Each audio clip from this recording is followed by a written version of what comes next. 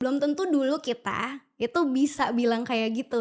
Karena buat kita, ya apapun itu, kita harus selalu membahagiakan dan membanggakan orang tua gitu ya. Jadi Mhm, mungkin ada rasa canggung, ada rasa takut untuk mengemukakan apa yang sebetulnya kita rasakan. mhm. Tapi kalau koneksi itu terbangun, pasti anak-anak kita tuh jadi lebih terbuka sama kita. Dan itu memang harus berangkat dari bagaimana kita mengomunikasikan juga rasa Mhm. cinta kita gitu.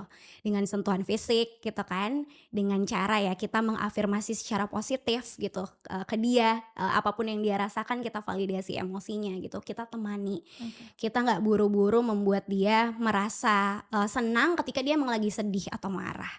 Tapi kayak berada bersama dia dalam prosesnya gitu. Tapi juga di satu sisi ngasih tahu apa yang boleh, apa yang tidak boleh. Mhm. Kamu boleh marah, kamu boleh nangis, tapi tidak boleh memukul, tidak boleh berteriak gitu ya. Kamu mau nangis, ibu temenin kamu di sini, ibu nggak akan pergi kemana mana dan udah, nggak perlu ada syarat gitu. Wow. Aku rasa ya, mungkin saat itu dia nggak paham gitu, tapi yang dia tahu adalah kita akan selalu menerima dia, apapun itu, dan dia selalu punya ruang untuk mencoba lagi ketika dia salah. Mhm. Dia selalu punya ruang untuk bisa diterima lagi, bahkan ketika mungkin dia melakukan sesuatu yang mengecewakan buat kita. Jadinya dia nggak akan tumbuh menjadi anak yang people pleaser.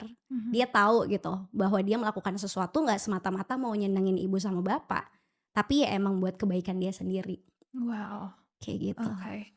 Ada nggak tanda ketika anak dan orang tua ini connection-nya sudah terputus, padahal fisiknya selalu bersama? Aduh, ini kok pertanyaannya dalam, Iya. karena aku tumbuh mungkin yang bukan aku doang ya, mungkin kayak banyak banget Mhm. kita di generasi milenial yang sadar bahwa ternyata orang tua kita itu ada tapi tidak hadir. Mmm. Dan itu sering banget aku rasakan, karena kebetulan aku adalah anak pertama dan adik aku ada 5. Jadi kita itu 6 bersaudara.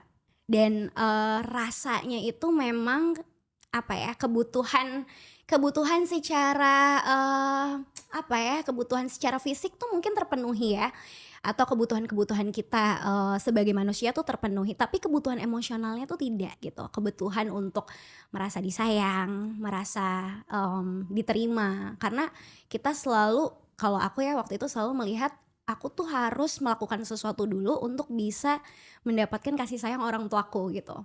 Entah ya tadi, aku harus menjadi anak yang berprestasi, aku harus bisa mungkin menang dari lomba sesuatu, baru aku dapat sesuatu gitu.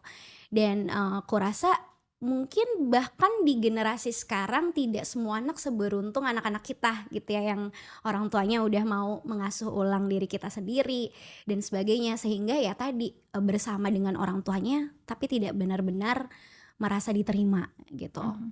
Jadi, kayaknya kalau misalnya tanda, aku rasa kalau anak-anak, di usia dini dan usia masuk ke sekolah dasar ya, ketika dia belum mampu meregulasi emosinya, ketika dia kesulitan untuk mengomunikasikan apa yang dia inginkan, itu Mmm. tuh sebetulnya udah jadi salah satu tanda. Mhm. Apakah dia merasakan kehadiran secara emosional bersama orang-orang yang dia sayang, termasuk orang tuanya. Mhm. Dan itu aku saksikan sendiri di murid-muridku dulu sebetulnya Mhm. ketika aku masih ngajar.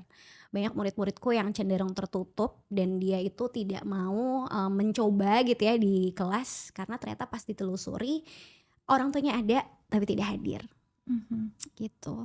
Karena anak tuh pasti menyimpan atau pasti akan ngasih tahu sama orang walaupun bukan orang tuanya?